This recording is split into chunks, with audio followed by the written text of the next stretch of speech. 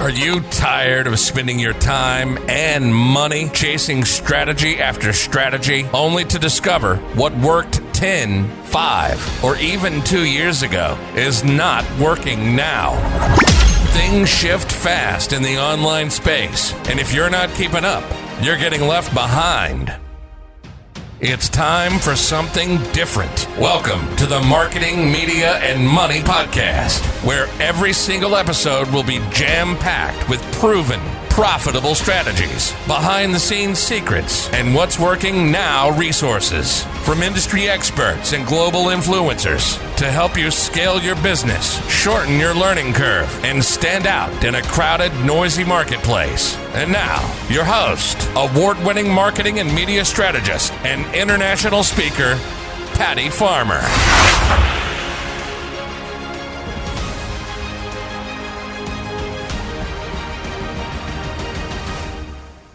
Hello, everyone, and welcome to today's episode of the Marketing, Media, Money Podcast. I'm your host, Patty Farmer, and I'm looking forward to sharing today's industry expert with you. And I am really excited about our expert today. We all know the world is exploding with video. Having the right strategy and knowing how to monetize it is key. So get your pen and paper out because we're going to show you that today. So let me tell you a little bit about our guest. Sheryl Plouffe is the founder of Sheryl Plouffe Media. She's a video strategist, an entrepreneur, international speaker, and former Canadian TV broadcaster. She has been seen by millions over the course of her 25-year career in news media, has produced thousands of video, and has broadcasted over 20,000 hours of live television.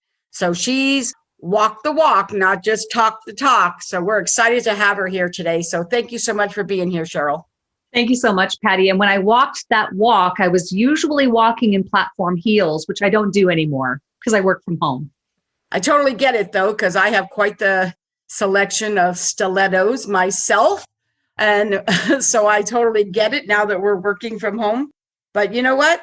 I believe that strategy is strategy, and knowing how to leverage and monetize no matter what you're wearing works. And I know we're going to talk about that today. So let's just dive right in. And so you have all these hundreds and thousands of hours. And so I know that you have a lot to share with the audience today. But I also know that with all of that, when it went to YouTube and when we're making videos, that you actually had a small YouTube channel that you got 1 million views. So let's start right with that and tell us, how did that happen? Yeah, let's start there. That channel was a channel that wasn't even monetized at the time that I published that video that subsequently went to 1 million views organically, no paid ads, within 11 months. The reason why it did that was because I did what I preach, which is for small YouTube channels that are looking to monetize, that are looking to grow, that my opinion is that you should focus on search-based content. What are people actually looking for? What are the words and the terms and the phrases and keywords that they're using in Google, which owns YouTube, the 2 largest search engines in the world? And that's what I did. I looked at what was relevant. At the time that I posted that video that subsequently now has over 1 million views, it was about Zoom green screen. Well, at the time that I published it, guess what? It was at the beginning of the pandemic when the whole world was focusing on Zoom and trying to figure some stuff out. So I looked at that and I thought, how can I be relevant to the conversation that's actually happening? I did keyword research and looked at words and terms that people were searching for and thought, yeah, I have something to say about this. I can inject myself into the conversation around this. Lo and behold, I did the video, and 11 months later, it has 1 million views.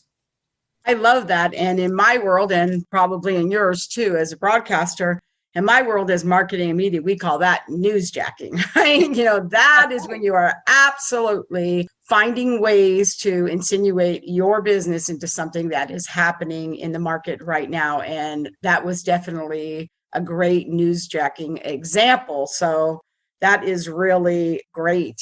And you're right. You know, I think that now that everybody is at home, finding new ways all the time to be doing video and staying ahead of the game in a world where we are at home. We are watching a lot more videos nowadays and spending a lot more time on Zoom and doing those things. Really, honestly, how are you going to separate yourself from everybody else? And there's a lot of different ones. I have to tell you, just because I have to mention it, on Instagram, those video reels that everybody is doing now. I mean, I have to tell you, some people are doing it super, super well, especially people that are in their 20s and 30s are doing it really good. But I have to tell you, I've been seeing a few people that are a little bit more my generation that are getting it. But I have to tell you, I laugh a lot, and I make this little joke when I'm showing my husband. I'm like, what do you think? Should I be doing some of these, for my moves and stuff? And I think it really shows. And one of the things that I want people to know, and one of the reasons why I asked you to be here today, is you don't have to do every single thing. There's a lot of ways to do video. There's a lot of ways that you can get yourself out there and be an authority. You don't have to do every single one. So if dancing and pointing and, editing and captions isn't your jam, that's okay, because there'll be a lot of other things that you can do too. So I have to tell you, when I was looking at one of the things that I saw on your site, was you were talking about these YouTube shorts. And I was like, now there's a kind of a catchy phrase, and I don't know how many people in my audience know what a YouTube short is. So what is that? And can you tell us a little bit about what are some ideas on how they could use that strategy in their business?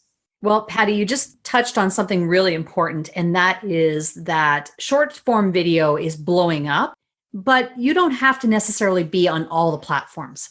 You don't have to dance. You don't have to act the fool if that's not what your brand is. You want to be staying in your lane. I've tried it. I've been on all the platforms, but I also consider myself to be that's my responsibility as a video strategist, is to better understand these platforms. So I do experiment so that I have working knowledge about what I can then impart to others as a leader in this field.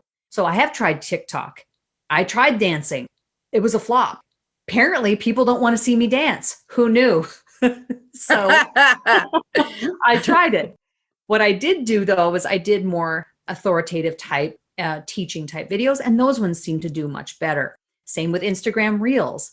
I do some Reels and I take that approach. I'm not dancing and doing all that. It's just not my DNA.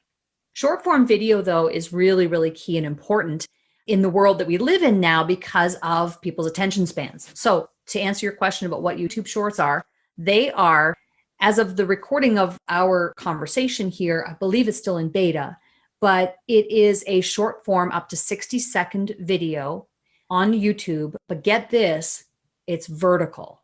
So normally on YouTube, right, you see videos that are horizontal. The aspect ratio is wider than it is tall, just like your normal YouTube video that fills the screen.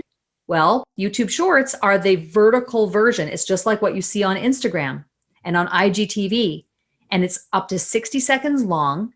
And YouTube Shorts are intended to be YouTube's answer to short form mobile video. In other words, vertical video. So it's an area that I've been exploring. I've been learning more. I've been doing some of them. I actually created a video, and you can see that on my YouTube channel, about YouTube Shorts, and some, I think, put 10 ideas for business owners on what they could do with YouTube Shorts, the types of videos that they might like to produce or think about. But that's really what it is. So it's interesting, right? A YouTube, a platform that has traditionally always been one way, is even going into vertical video themselves, which is completely contradictory to what they've built their whole platform on. So can you share with us a few ideas that business owners, entrepreneurs would use a YouTube short for? Yeah, sure. I can give a couple of examples. One would be, you could do even a short testimonial, maybe even a case study of someone that you have worked with.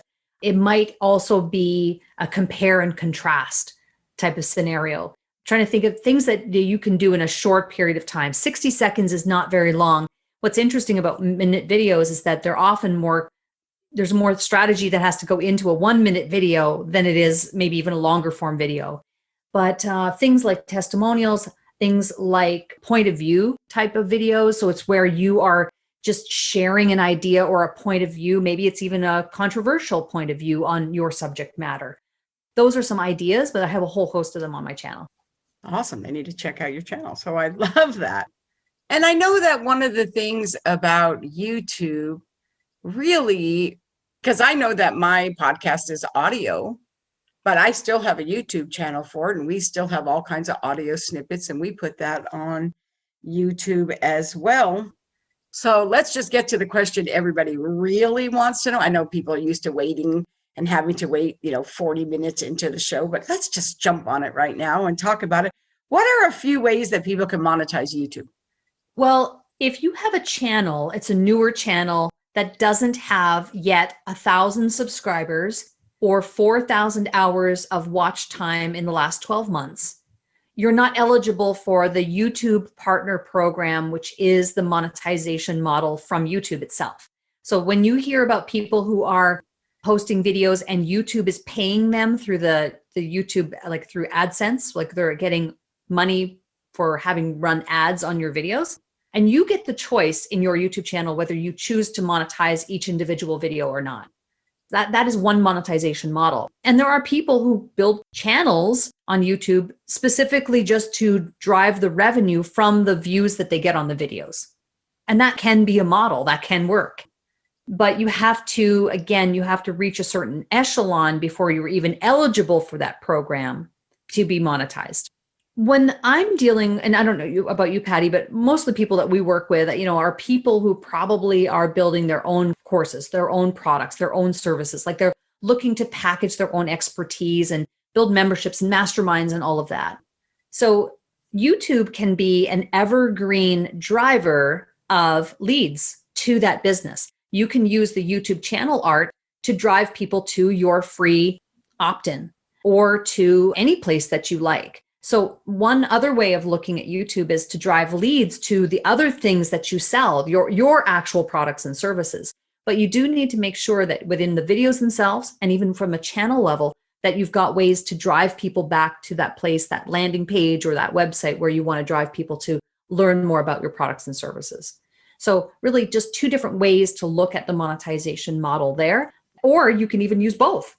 You could have both. You could be like monetizing your channel through views on your channel, but that's not going to make up the bulk of your income for most people.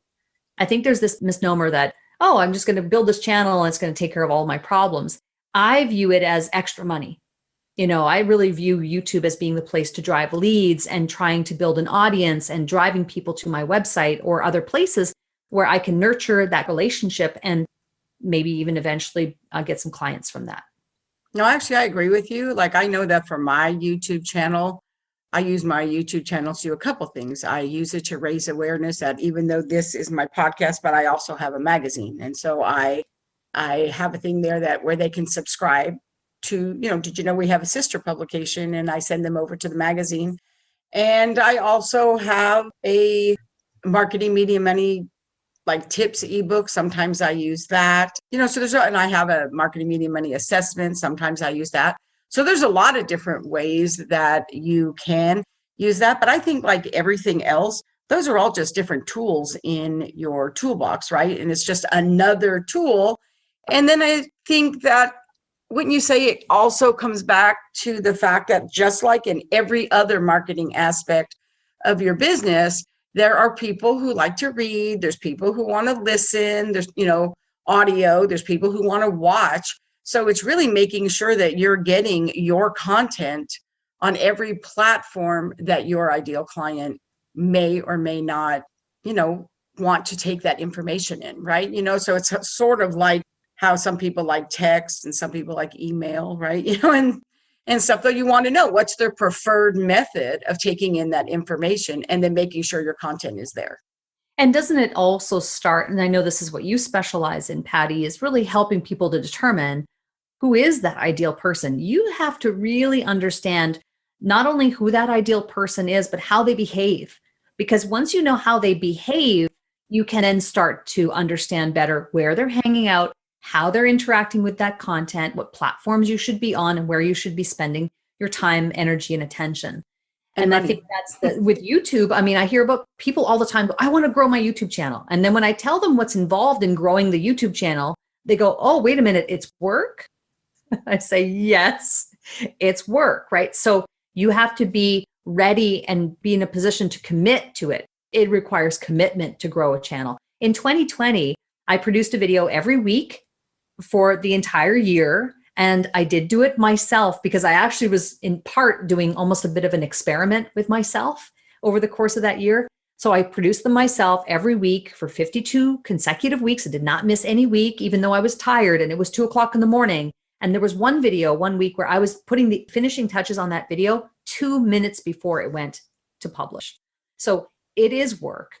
But at the end of that year, by being committed to the process, I had gained over 14,000 subscribers in 1 year on a channel that previously hadn't even been monetized. Earlier that year, I started with 850 subscribers. So that's a big difference. And I think that people really need to realize that when you're talking about monetizing, you said one of my favorite words when you said behavior, it isn't just target market. I mean, people have just had that drilled in their head for so long, and I'm in marketing. And yes, target market is important, but it's just step one. It's really knowing who your target market. Yes, now you're just shrinking it down, but to really shrink it down more, yes, there's psychographics. That's really important. But we live in a world now where there's so much data. And when you can use that data and the behaviors that people have, that's really where strategy, leverage, and monetization all kind of come together. And so we have that information. It's knowing how to use it, right? And so I think a lot of times it's really checking your analytics and your insights and finding out where do your people come from. Because I know a lot of time, for example, I'll hear different things from people that'll say, oh, you know what, Patty, like I love LinkedIn and I spend all my time on LinkedIn, but I just don't get a lot of engagement on LinkedIn like I do on Facebook, but that's where my clients come from. Well, that's just knowing that people on LinkedIn, yes, there is engagement, but a lot of people just read LinkedIn like a newspaper, right? They get up in the morning, they have coffee, and they don't engage like they do on Facebook. But it doesn't mean they're not seeing it. And it doesn't mean it's not affecting them. And the same with video, right? So I think it's really important that you don't know, until you do the work and you know exactly how your ideal buyer, that's what I like to say, not your target market, your target buyer, how do they take their information? And more importantly, how do they take that information and how does it affect their buying decisions, right? Because that's really where it's at. I've had clients where let's say we're working together and I'll ask, how did you find me? Where did you find me originally? I remember one client in particular, we were talking and he said, oh, let me think. Oh yeah, no, I've been following you for about 3 years and I found you, it was a YouTube video and I just, it was just something you said in that one video, that one time that just made me realize it was time to contact you. It's like, okay, great. So you don't know necessarily, and you do have to ask, I think sometimes, Patty, ask people, where did you find me? How did you find me? You might even want to build in that question into surveys or into your onboarding process when you bring people in. Better understand where people are coming from. I think sometimes we make decisions, maybe even myself included, making decisions without having the full picture of everything that's there. Absolutely. So what about people who are what about entrepreneurs who are like coaches or consultants? Maybe they don't have a course, right? Maybe they do more one-on-one work, or maybe they spend their time blogging and, they're just really in that form of working, right, with people one-on-one. Is video for them too? Yeah, it's for anyone who wants clients. It's for anyone who wants to grow a business. At the end of the day, it doesn't really, whatever your products and services are, or however you deliver those, whatever your sales process is, really what I do and what video is intended to do is really more top of the funnel type activities. It's brand awareness, it's visibility, it's engagement, it's lead generation, those types of things. That's what video is intended to do. I think one of the things that people get missed often with video is they think that videos themselves are doing the direct selling.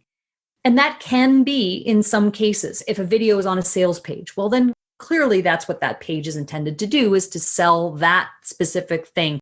And those sales pages are usually very strategically written. The copy has been gone over with a fine-tooth comb. There are certain beats, certain words and keywords that need to be hit at certain points, and even within the video itself.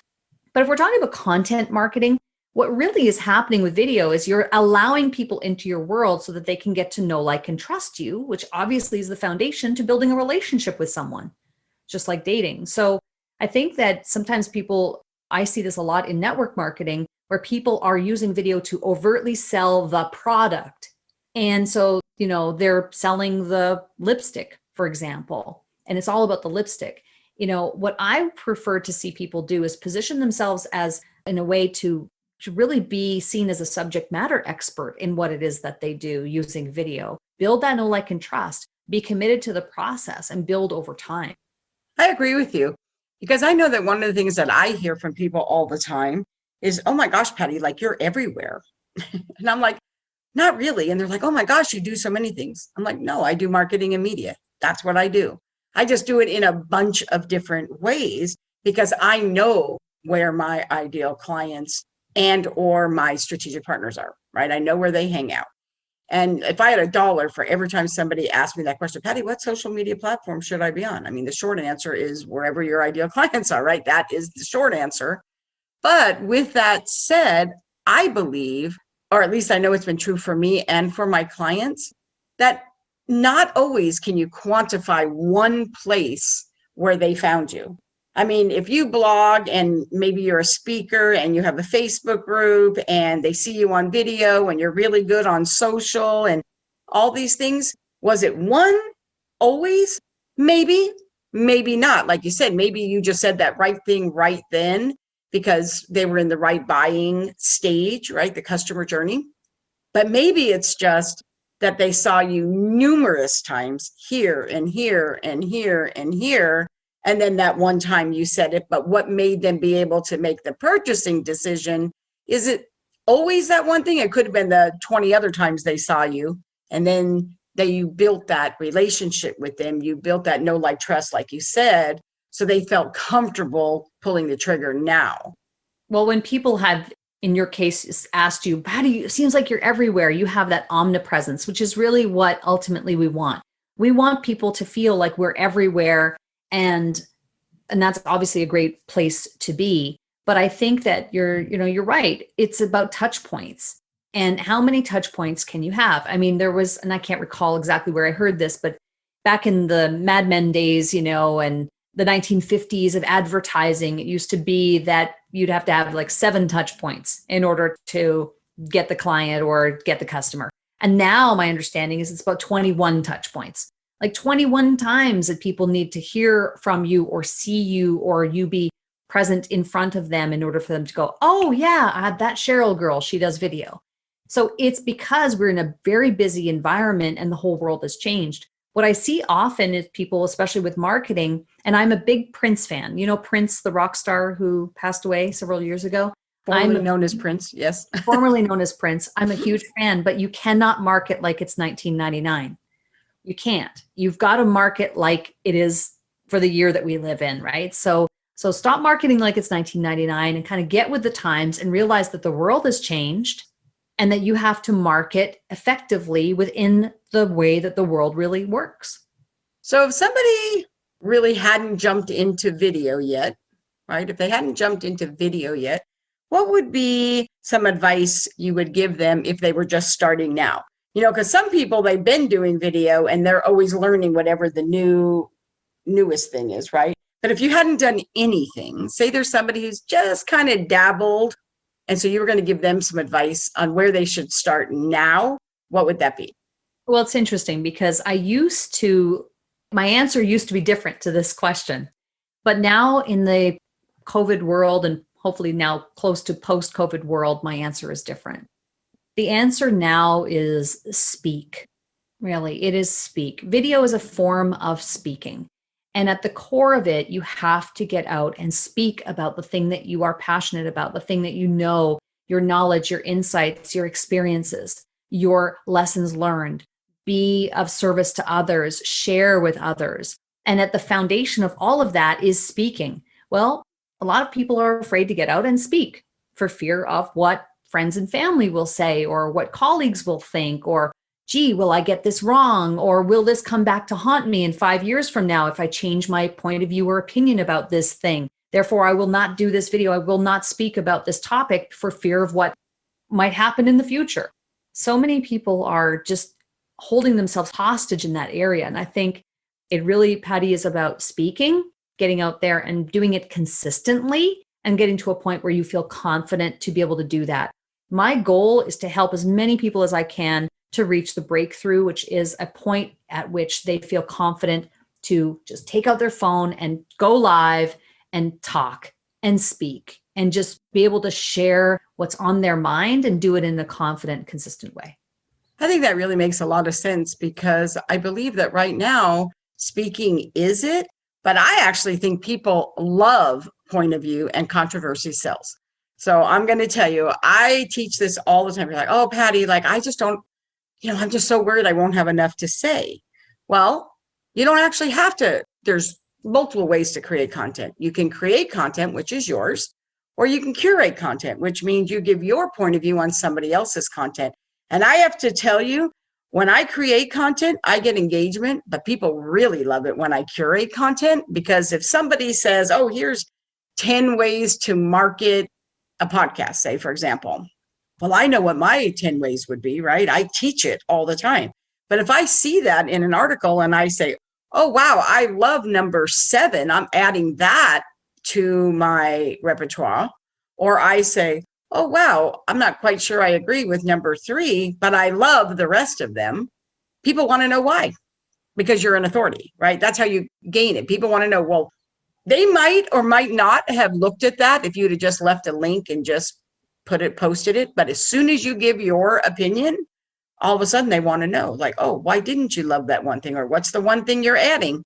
So really, people shouldn't be afraid of that, and some of the very first videos I did when I was really nervous about doing video in the beginning was, one of the things that people know about me is that every single day at 6 a.m, I do that quote of the day. My video coach at that time, well, actually, she was just my coach, but what she said to me was, you need to do a video, she said, for like 60 seconds, telling us your quote and why did you pick it? Like, what was your thought of why did that resonate with you, or why did you pick it? And just get on Zoom and do that. And I have to tell you, I had a bobblehead at first, and I'm a speaker. I travel all over the world speaking, but there's just something about, you're not on a stage, you're just sitting in front of your screen. And at first, I have to tell you, I thought I really sucked. When I go back and look at them now, I'm like, oh my goodness, right?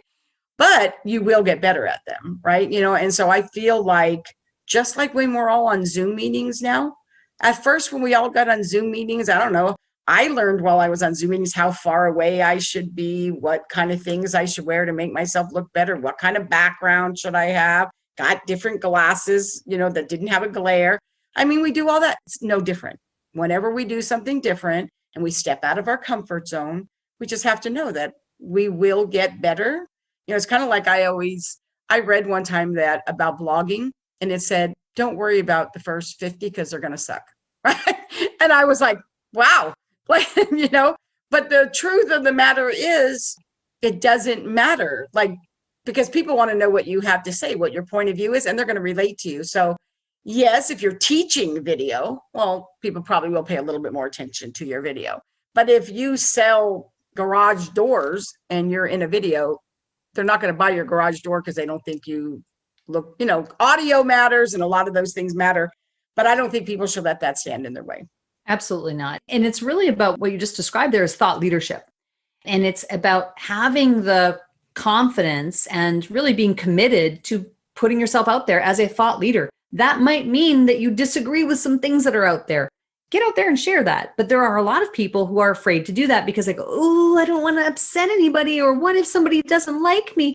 No, you have to because that's really what it's about. You're going to stand out by positioning yourself as an authority, as a thought leader, as a subject matter expert in what it is that you do. But I think it's really about thought leadership and having also a leader, be a leader in that area.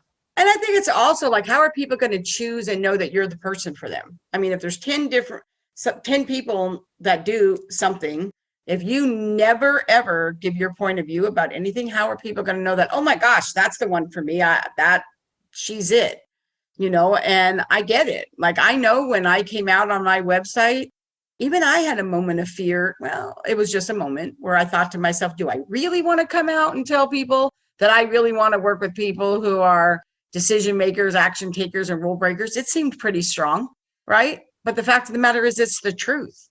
And so why wouldn't you want to do that? Like, you don't want to work with everybody. So this is just going to help define who your people are. Now I have a question. Now let's talk about YouTube in the sense of, a lot of people are doing Facebook Lives, and I get asked this question a lot. I know there's a lot of things where you can do multi-stream things, right? StreamYard, there's several of them, Restream, several different resources out there where you can be in several places. And I get that, that's a tool.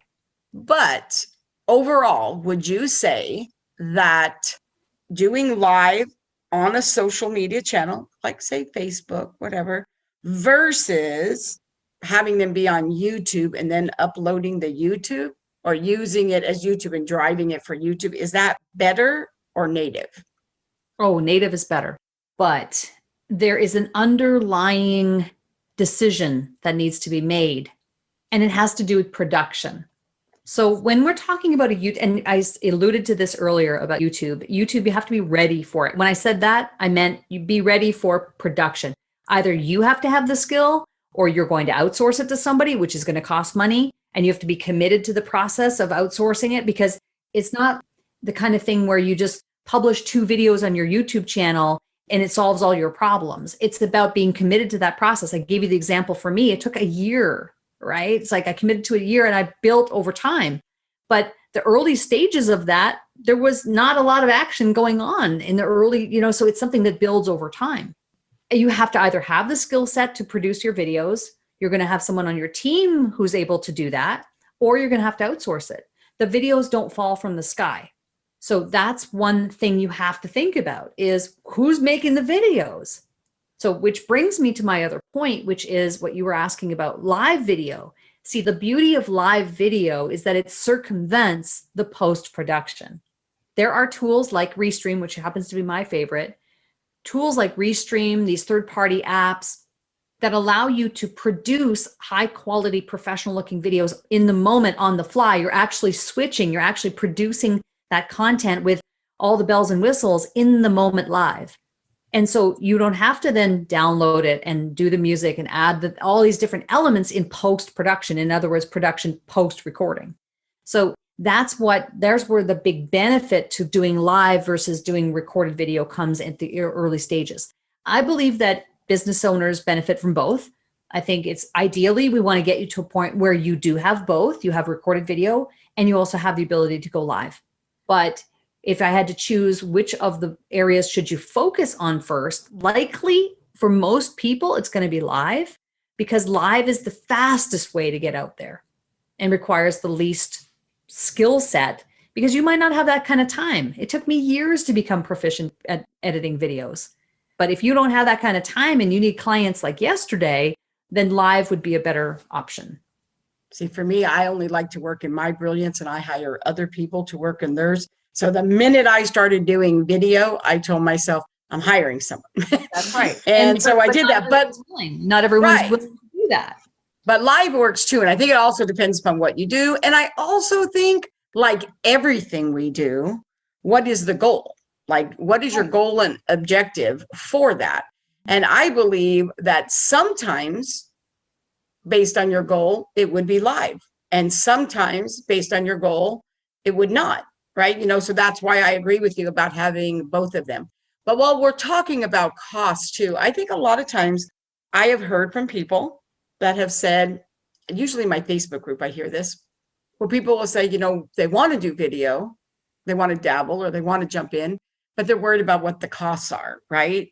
And, having a video studio. Like, I know I'm moving into my new house next month. And one of the things that I finally did was, I have a green screen and all that stuff, but in my new house, it has a media room, aptly named, and I'm actually turning half of that into a video studio for me and actually getting a green screen that comes down from the ceiling and all that, and the lights and the whole thing, and upping my game on the videos. But with that said, I didn't start there. I just started just like everybody else on Zoom with the green screen that slid on the back of my chair and all that kind of stuff, right? And stuff though. So let's kind of talk about some of the things, like kind of like the behind the scenes video setup. Can you tell us a little bit about that? And, and there's from this to this, like everybody doesn't have to have some teeny little thing. And, I hear all the time, microphones, this and that, lights, you can just do it from your iPhone. What do they have to have? And then as they get better and start monetizing, what are a few things that they might want to incorporate later? Okay. So let's talk about it from a beginner and then an intermediate step. Perfect. I think when you're a beginner, you can use your phone. You should use what you have. Most smartphones, if you've got a relatively decent, newer phone, is absolutely capable of producing at minimum HD, in some cases 4K quality video. Your phone. So what happens, I think sometimes though, Patty, is people put equipment and gear in front of themselves as an excuse to avoid the things that's actually scaring them inside. So whatever they're like, works. well, I can't do these videos because I don't have the tripod. You don't actually need a tripod, but hang on to that excuse for not doing the thing you should do, right? So it's at the beginning level, use your phone. You could either hold the phone yourself. You could have someone hold the phone for you. You don't even really need external microphones at the beginning. However, you do have to be mindful of wind and noise, air conditioners whirring in the background and things like that will impede the quality of the audio. You can get equipment to augment the audio on your smartphone. It can be inexpensive. It doesn't have to be expensive. On my website at SherylPlouffe.com, there's a resources I recommend section with an Amazon link. Everything that I use and recommend, I put on digital lists on Amazon so that people can see the latest and greatest tools and ring lights and microphones and things like that I recommend. But when you're a beginner, use what you have. And then when you start to do more, let's say videos that you're recording yourself or even live streaming, you might then want to look at microphones. You do want to maybe look at, maybe it's a lavalier microphone. So that's the kind that the newscasters wear, right? With the little lapel and it clips on your lapel. But there are considerations with that as well. Sometimes the cords are not long enough and then you're tethered to your phone. And so there are definitely considerations around that. Lighting is big. You want to make sure that you have good light, and can be as simple as have your phone, go to a light source like a window and make sure that the light is coming toward you. You just don't want to have the light behind you. And it can start there. At a beginner level, you can take your smartphone, go to a window and have the light coming toward you. That's really all you need. Then when you get into intermediate, you can start looking at ring lights, microphones. Maybe you have a webcam, like my favorite is the 4K Brio Logitech. There are other tools that you can start to implement as well and bring into your situation. Maybe it is a green screen, maybe not, but that's where I would start. I love that. That's really, really good. And it's great that you have that resource. And most of those things, I think my very first equipment was less than $100, like everything. And I had like a ring light and I was using my phone, and I think I got this ring light with a tripod. It was like $30 or something like that. I mean, it was really inexpensive. And then I got up, like now I actually just got this really cool thing I can't wait to play with that allows me to use my iPad as a teleprompter, but it's voice activated. So the one that I was using, it would go and I could put it in and I could say what the font size was. This new one I'm getting though, that I'm super excited about, that, if you go off script, it just stops and waits for you to come back and then continues to go. And I'm super excited about that and trying that one. So there's a lot of different things you can do depending upon what you need. You may be one of those people that, love to just tangent, right? Maybe that is where you do your best work. You may be one of those people that like to totally 100% script everything out. For me, I'm a professional speaker, so I can do both whenever I want to do both. But I have to tell you, I think the thing for me was I just wanted to be able to connect to people. And my thing that was hard for me was just that because I was a speaker and I'm used to being in front of people. And so when I would be on Zoom or whatever the case may be, and it was just me, that was really where I had to work on and stuff. But in the beginning, to get around that, I just put up images of all kinds of people getting all excited, and I would see them, and that worked for me. So there's a lot of different things you can do. Absolutely. And as far as scripting is concerned, for most people, don't recommend that they script their videos out word for word, with some exceptions. If you are creating a video for a sales page, then yes, I think that warrants a script, because there are certain words that you're going to want to hit at certain points. It's very much more strategic. But if you are creating content for social media, and it is meant to position you as an expert of what it is that you do, chances are it's better for you to practice speaking and to become a better extemporaneous speaker than it is to write a script. Most people don't love sitting at a blank computer screen and being forced to write something. They go, oh, okay, I don't know where to start. And then that process takes 3 days. And then next thing you know, 3 days have gone by, and you could have just gone live and spoken from your heart about the thing that was on your heart and impacted people with your message. So I would prefer to see people just becoming better speakers on camera and doing that consistently than to sit and toil over a word for word script. And I would say that during COVID, spending so much time on Zoom as everybody is, we're actually better speakers than we actually think. Yes. We have been practicing for the past year. So if you're not a professional speaker, my guess is you're better at it now than you were a year ago, for sure. So, like everything else, you're going to get better the more you do it. So when is the right time to do it? Like yesterday, right? So I think that's that. Thank you so much, Sheryl, for being here with me. I really, really appreciate it. Can you tell people how they can connect with you? Because I know they're going to want to. Yeah, I mentioned it earlier. My website is SherylPlouffe.com. You can go there and find resources I recommend. Absolutely hope that you'll come and visit me, and there's lots that you can take there. Awesome. And if everybody just looks down below, you'll see the link directly to that, as well as some of the resources. And she didn't come empty-handed. She brought with her a gift that you'd be able to get to. So tell us a little bit about the gift, because this is a really good one. Yeah, well, this is me sitting down and saying, what could I do to help people build a plan for the next 6 months? Like if I was starting over and I was starting from scratch, what would I do? And this video plan, this 6-month publishing plan, is my answer to that. It is a step-by-step resource that provides links and ideas and theories, and also the roadmap, frankly, for the next 6 months of how I believe you would be better off to approach your video marketing strategy. That is awesome. Thank you so much. And now we're at the portion of the show. This is the Marketing Media Money podcast, where we ask our guests, we actually pass the mic. This is my version of #social karaoke, where we pass the mic over to them and ask them to share their number one, if they had to narrow it down to their number one marketing, media, or money strategy, what would that be? So Sheryl, here it is. The number one strategy is to speak on video and position yourself as an authority. Hands down, that is the number one tip. If you can do that, if you can speak on video and position yourself as an authority, you will win online. That is a great tip. Thank you so much. Thank you for taking the time to be here with us today and to be so generous with your brilliance. We appreciate it so much.